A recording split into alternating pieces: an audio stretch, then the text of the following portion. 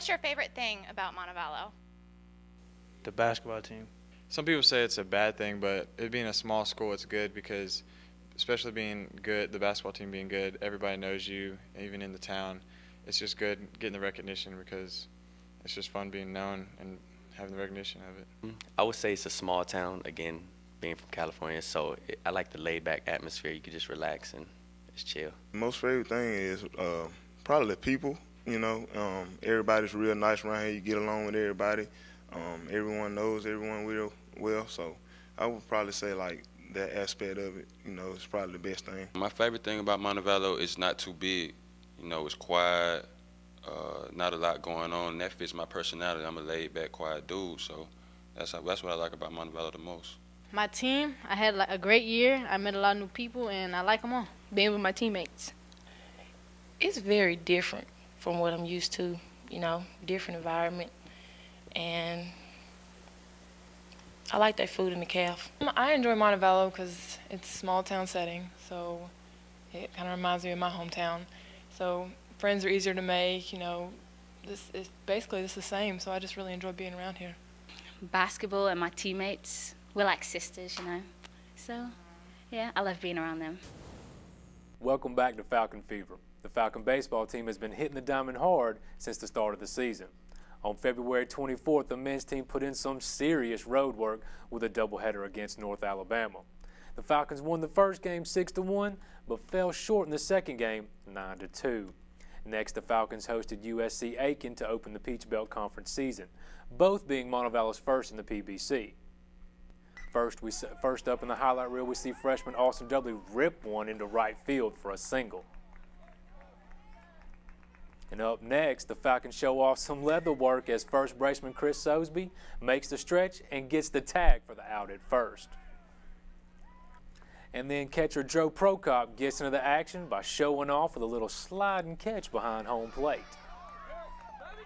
And despite being strong performances by the whole team, Montevallo lost both games of this doubleheader, 13-9 and 4-2. The Falcons then closed out the rough month of February with another loss to USC-Aiken, 15-4.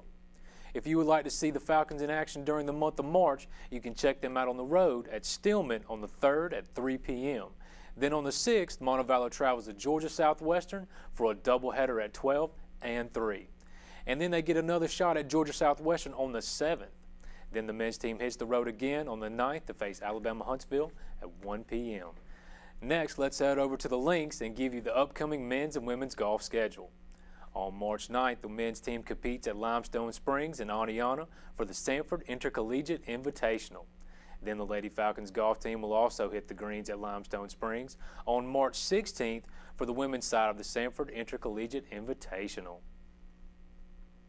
Now let's kick some men's soccer action.